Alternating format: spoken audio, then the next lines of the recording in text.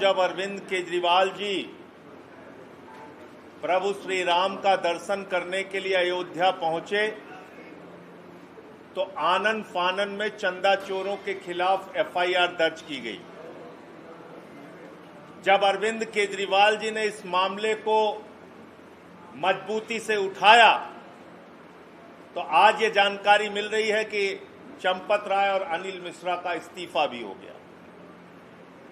इस चंदा चोरी के प्रकरण से केजरीवाल साहब और करोड़ों इस देश के हिंदू धर्म में आस्था रखने वाले लोग आहत हैं, पीड़ित हैं। मैं अनुरोध करूंगा केजरीवाल साहब से कि वो विस्तार से आप लोगों से अपनी बातचीत करें।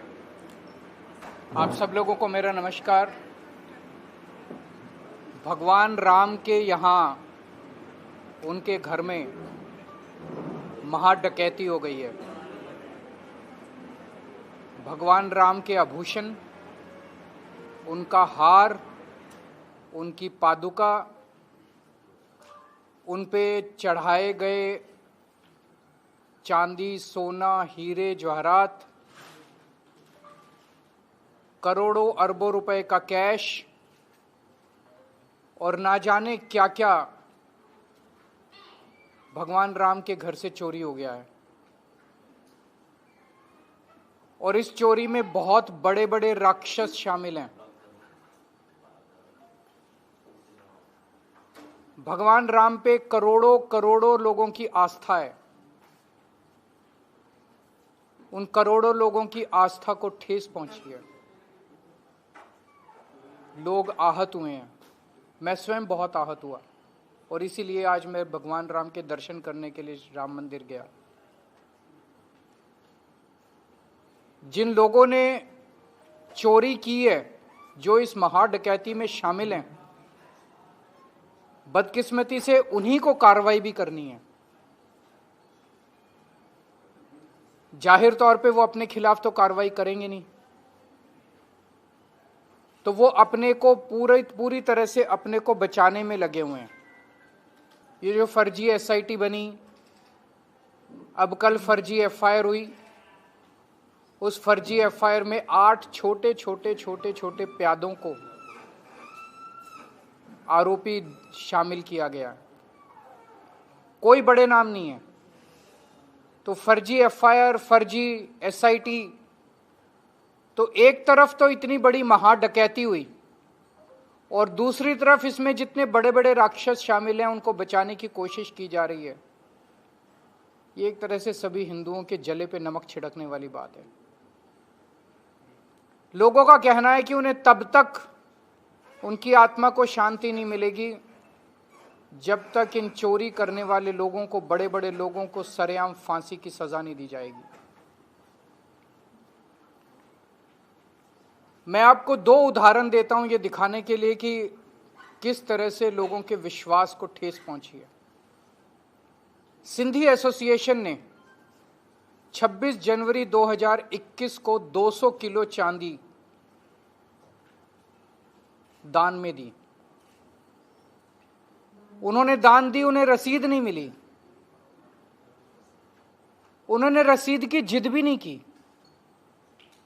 उन्हें पूरा यकीन था कि भगवान के यहां चंदा चढ़ा रहे हैं, इसमें रसीद की क्या जरूरत है। बहुत लोग जाते हैं भगवान के यहां चंदा चढ़ाते हैं, रसीद कौन मांगता है। 5 साल हो गए, उन्होंने कभी रसीद की जिद नहीं की। लेकिन अब जब उन्होंने ये सारा मामला अखबारों में पढ़ा और मीडिया में देखा तो उनकी भी रूह कांप गई। अब वो पूछ रहे हैं कि हमारी 200 किलो चांदी कहां गई। उनका विश्वास डगमगा गया। भगवान राम पे उनकी अटूट श्रद्धा है, लेकिन मंदिर को चलाने वाले और उनके ऊपर के आकाओं के ऊपर उनका विश्वास डगमगा गया। रोज लाखों श्रद्धालु मंदिर में आते हैं, मंदिर में चढ़ावा चढ़ाते हैं। अखबारों में खबरें छप रही हैं कि रोज लगभग 12 से 14 लाख रुपए का चंदा आया करता था मंदिर में। जब से ये खबरें मीडिया में आई हैं, ये घट के 1 लाख रुपए से भी कम हो गया। लोगों की आस्था को बहुत भारी ठेस पहुंची है। ये कोई मामूली, जो मैंने आपको इस तरह के ढेरों उदाहरण है, अखबारों में रोज छप रहा है। एक कोई रस्तोगी जी है, उन्होंने 2 दीपक दान में दिए, जिसमें से एक दीपक पे अखंड ज्योति जलाई गई। प्राण प्रतिष्ठा के बाद बता रहे हैं कि उस दीपक का कोई अता पता नहीं है। बहुत सारे लोग हैं जो अब अपने अपने चंदे का हिसाब मांग रहे हैं। जिन लोगों ने अपनी जमीनें बेच के, अपने गहने बेच के, अपने घर का पूरा सामान बेच के सब कुछ भगवान राम पे लुटा दिया, आज उनकी आस्था को भारी ठेस पहुंची है। जो भगवान राम अपने पिताजी दशरथ के कहने से 1 मिनट के अंदर 14 साल वनवास, उन्होंने सत्ता को लात मार दी। शाम के वक्त भगवान दशरथ के कमरे में माता कैकेयी वहीं थी। माता कैकेयी ने कहा कि तुमको कल सुबह सुबह 14 वर्ष वनवास के लिए जाना है। सवेरे उनका राज्याभिषेक होना था। उन्होंने मुस्कुराते हुए कहा कि मेरे लिए बड़े सौभाग्य की बात है कि मैं, उन्होंने सत्ता को लात मार दी। ऐसे भगवान राम के नाम को इस्तेमाल करके पिछले 30 साल से भगवान राम का मंदिर बनाने के नाम पे चंदा चोर पार्टी सत्ता में आई। भगवान राम का मंदिर बनवाने के नाम पे उनके नाम का गलत इस्तेमाल करके भगवान राम, जो मर्यादा पुरुषोत्तम भगवान राम है, उनका नाम इस्तेमाल करके ये सत्ता में आए। और जब से सत्ता में आए तब से इन्होंने राम मंदिर को अपनी पैसे की हवस का शिकार बना दिया। कितना चोरी हुई है, कितनी चोरी हुई है, रोज कुछ ना कुछ निकल रहा है। एक जमीनों की चोरी हुई है, जमीनों के जरिए इन्होंने पैसे को साइफन ऑफ किया है। एक सबसे नेट पे चले जाइए, एक उदाहरण जो आपको आपके रोंगटे खड़े कर देगा। कोई कुसुम पाठक और हरीश पाठक हैं, जिन्होंने 18 मार्च 2021 को अपनी 1.25 हेक्टेयर जमीन 2 करोड़ में बेची चंदा चोर पार्टी से संबंधित 2 लोगों को, और मात्र 10 मिनट के अंदर 2 करोड़ की जमीन मंदिर के ट्रस्ट ने 18 करोड़ में खरीद ली उन्हीं लोगों से। पाठक परिवार ने 2 करोड़ रुपए में जमीन घर बेची और 10 मिनट के अंदर ट्रस्ट ने चंदा चोर पार्टी के लोगों से 18 करोड़ में जमीन खरीद ली। इसका मतलब 16 करोड़ रुपए ट्रस्ट ने भगवान राम के साइफन ऑफ कर दिए। और ये अकेला उदाहरण नहीं है, ऐसे ढेरों उदाहरण है। इस पे कोई कार्रवाई नहीं की गई। इसकी शिकायत की जा चुकी है, कई बार शिकायत की जा चुकी है। लेकिन मैंने जैसे कहा, जिन लोगों को कार्रवाई करनी है वही लोगों को एक्शन लेना है। वो एक्शन नहीं लेंगे अपने खिलाफ। वो छोटे छोटे कैशियर को पकड़ेंगे, चौकीदार को पकड़ेंगे, माली को पकड़ेंगे, इन लोगों को पकड़ेंगे। बड़े ऊपर बैठे हुए लोगों को के खिलाफ एक्शन नहीं लिया जाएगा। फिर राम मंदिर का कंस्ट्रक्शन हुआ। कंस्ट्रक्शन में आरोप लग रहे हैं कि हर टेंडर के अंदर कमीशन खाया गया। 2 रुपए का काम महंगा और 20 रुपए में कराया गया, 10 रुपए में कराया गया। और अब जो निकल के आ रहा है, जितना चढ़ावा आया मंदिर बनने के टाइम में और मंदिर चालू होने के बाद, उस चढ़ावे की बड़े स्तर के ऊपर चोरी की गई है। हिंदुओं ने चंदा चोर पार्टी को प्यार देने में कोई कसर नहीं छोड़ी, लेकिन चंदा चोर पार्टी ने हिंदुओं की आस्था को ठेस पहुंचाने में भी कोई कसर नहीं छोड़ी। जो ठेस, जिस तरह का धोखा चंदा चोर पार्टी ने हिंदुओं को दिया है, शायद ही भारत के इतिहास में किसी ने हिंदुओं के साथ इतना बड़ा छल किया होगा। ये जो ट्रस्ट है, ये इनका, इस ट्रस्ट के जो मेंबर हैं, ट्रस्टी हैं, वो सारे इनके। मंदिर का जो मैनेजमेंट है, वो सारा इनका। मंदिर में बहुत बड़े पैमाने के ऊपर चोरी हुई, बहुत बड़ी महा डकैती हुई, और अब उस डकैती पे पर्दा ढांकने का काम भी यही लोग कर रहे हैं। इतने बड़े स्तर के ऊपर रोज चोरी हो रही थी, रोज चोरी हो रही थी। क्या बड़े लोगों को पता नहीं था? जो बड़े लोग कह रहे हैं कि नहीं इसमें तो कैशियर है, नहीं इसमें तो ये इन्वॉल्व है, बड़े लोगों को पता नहीं था। रोज जैसे किसी मंदिर में मान लीजिए कोई मूर्ति चोरी हो जाए, वो तो चलो एक घटना हुई, किसी ने ताला तोड़ दिया मंदिर में मुख्य, लेकिन जहां पे रोज चोरी हो रही है, रोज इतने बड़े स्तर पे चोरी हो रही है, शिकायतें हो रही हैं, 8 महीने के सीसीटीवी कैमरे की रिकॉर्डिंग गायब कर दी गई, तो इसका मतलब ये बहुत ऊपर तक की बात है, बहुत ऊपर तक की बात है। तो जो मेन प्रश्न यहां उठता है, ये देश जानना चाहता है, पूरा हिंदू समाज जानना चाहता है, सब लोग जानना चाहते हैं कितने करोड़ रुपए, कितने अरब रुपए की चोरी हुई और वो सारा पैसा गया कहां। वो सारा पैसा ये 8 कैशियर नहीं ले गए जिनके खिलाफ आज एफआईआर हुई है। अरबों रुपए की चोरी का पैसा गया कहां, अयोध्या के बाहर गया, कहां गया। अरबों अरबों रुपए का पैसा जो चोरी हुआ, जो सारे हीरे जवाहरात चोरी हो गए जिनका कोई अता पता नहीं, चांदी चोरी हो गई, पादुका चोरी हो गई, हार चोरी हो गया, भगवान के आभूषण चोरी हो गए, वो सारा पैसा कहां गया, उस पैसे का डेस्टिनेशन कहां है। बहुत ऊपर तक है इसके तार, बहुत ऊपर तक है। 18 दिन हो गए ये जब चोरी सामने आई है। एफआईआर करने के अंदर, जब मैं कल उतरा लखनऊ एयरपोर्ट अयोध्या की तरफ आ रहा था, एफआईआर उसके बाद हुई है।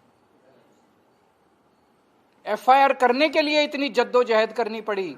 और कल मैंने एक सुना मामला, जब मैं सोशल मीडिया पे पढ़ रहा था, आप मीडिया वालों ने चलाया, प्रधानमंत्री कार्यालय ने चंपत राय से उनके रिकॉर्ड मांगे, हिसाब किताब मांगा, चंपत राय ने मना कर दिया देने से।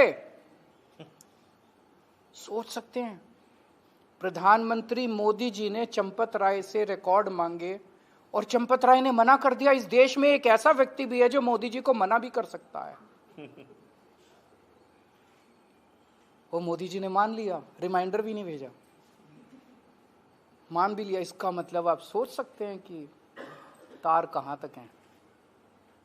चंपत राय के पास ऐसी क्या जानकारी है जिसके सामने मोदी जी भी बेबस हैं।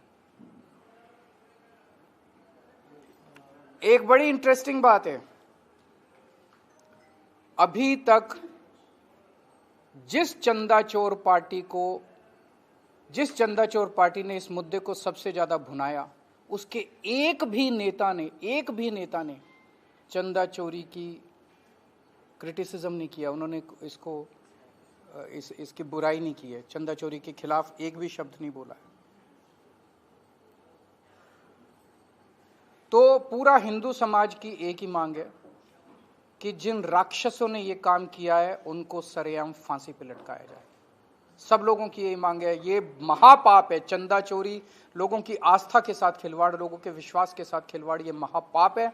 और इस महापाप को करने वाले सभी राक्षसों को, इनको सरेआम फांसी पे लटकाया जाए। जैसा देखने में आ रहा है, ये लोग कुछ नहीं करेंगे, सब मिले हुए हैं, ऊपर से नीचे तक सब मिले हुए हैं। अगर प्रधानमंत्री जी चंपत राय के सामने इतने बेबस हैं तो आप सोच सकते हैं कि कौन कहां कितना मिला हुआ है। लेकिन मेरी आज सारे समाज से एक विनती है, कानून अपना काम करे ना करे लेकिन हम सब लोग मिलकर कराएंगे कानून से भी काम। भगवान राम भी इन लोगों को दंड देंगे। आज मैं गया, भगवान राम के सामने नतमस्तक हुआ, वो भी इनको दंड देंगे, लेकिन पूरे समाज की भी जिम्मेदारी है। ये जितने चंदा चोर हैं और जितना चंदा चोर करने वालों के सहयोगी हैं, इन सब का सामाजिक बहिष्कार करना शुरू कर दीजिए, नहीं तो आप भी पाप के भागीदारी बनेंगे। जितने चंदा चोर हैं और जितने इनके सहयोगी हैं, इनके सपोर्टर हैं, इन सब लोगों को, चंदा चोरों का सामाजिक बहिष्कार करना शुरू कर दीजिए। इन लोगों को लगता था कि भगवान राम की वहां जो मूर्ति है वो मिट्टी की बनी है। इन्हें ये पता नहीं कि भगवान राम कितने शक्तिशाली हैं। इन्हें पता नहीं कि भगवान राम की ताकत क्या है। इन्हें लगता था कि बड़े आसानी से डकैती कर लेंगे। मैं इनको कहना चाहता हूं, राम के सहारे आए थे, अब राम ही इनको भगाएंगे, भगवान राम ही इनको भगाएंगे। हमारी सबकी मांग है, पूरे हिंदू समाज की मांग है कि ये जो ट्रस्ट के अंदर नेता बैठे हैं, अफसर बैठे हैं, इनका मंदिर से क्या लेना देना है? ये क्यों बैठे हैं? इन्होंने अपने प्यादों को बिठा रखा है। आज हम हनुमानगढ़ी गए थे। हनुमानगढ़ी को साधु संत संचालन करते हैं। साधु संत निर्मोही होते हैं, उन्हें कुछ लेना देना नहीं। हनुमानगढ़ी में करोड़ों करोड़ों का चंदा चढ़ता है, आज तक एक नए पैसे का आरोप नहीं लगा, और कितनी दशकों से चढ़ रहा है, सदियों से चढ़ रहा है। भगवान राम के मंदिर को भी साधु संतों को, धर्म आचार्यों को सौंपा जाए। इन अफसरों को और नेताओं को इसके चंगुल से हटाया जाए। इस ट्रस्ट के अंदर केवल और केवल धर्माचार्यों को, जो उन्हीं को उस पर रखा जाए। और मैं लोगों को कहना चाहता हूं, जो राम के नहीं हुए वो आपके क्या होंगे? जिन्होंने भगवान राम को लूट लिया वो आपके क्या होंगे? कुछ अंधभक्तों को लगता था कि ये लोग बड़े ईमानदार हैं, कुछ अंधभक्तों को इनकी ईमानदारी पे बड़ा भरोसा था। वो अंधभक्त जान लें, जिन्होंने राम को नहीं छोड़ा वो राष्ट्र को क्या छोड़ेंगे। तो मैं पूरे देश से अपील करना चाहता हूं, सब लोगों को ये धर्म युद्ध है, सब लोगों को उठना पड़ेगा, सब लोगों को खड़ा होना पड़ेगा, और सब लोगों को ये धर्म युद्ध की लड़ाई लड़नी पड़ेगी। आज मैं तो कसम खा के आया हूं भगवान राम के मंदिर में कि जब तक इन राक्षसों को फांसी पे नहीं चढ़वा दूंगा, मैं चैन की सांस नहीं लूंगा। अगर आपके एक दो प्रश्न है तो। सीएम योगी ने कहा है कि एक सज्जन, बिना नाम लिए कहा, एक सज्जन अयोध्या गए हैं जो दिल्ली को बर्बाद किया है। क्या मैं योगी जी को कहना चाहता हूं, महाराज जी, ये जो चंदा चोर हैं ये आपको भी हटाने का पूरा षड्यंत्र रच रहे हैं, आपकी भी कुर्सी के पीछे पड़े हैं। आप महापाप करने वालों का साथ क्यों दे रहे हैं? मेरा जो संघर्ष है कि जो चंदा चोर हैं उन लोगों को, इन राक्षसों को सरेआम फांसी दी जानी चाहिए, इसमें मेरा साथ दीजिए, इन महापापियों का साथ मत दीजिए। नैतिकता, इनकी नैतिकता, इस्तीफे, ये तो बड़ा आसान है। मैंने एक पैसे का चोरी नहीं की थी, इन्होंने मेरे को जेल भेज दिया, मनीष सिसोदिया को जेल भेज दिया, सबको जेल भेज दिया। जिन लोगों ने महा डकैती कर दी प्रभु श्री राम के घर में, उनके क्या इस्तीफे से खुशी मनाई जानी चाहिए? पहली चीज तो उनको सरेआम फांसी पे चढ़ाना चाहिए, और दूसरी चीज उनके ऊपर वालों को कौन करेगा? ये तो केवल जरिया थे। मैंने कहा इस पूरी लूट का पैसा पहुंचा कहां है? क्या इनके घरों में है या इन्होंने कहीं और डिलीवर किया?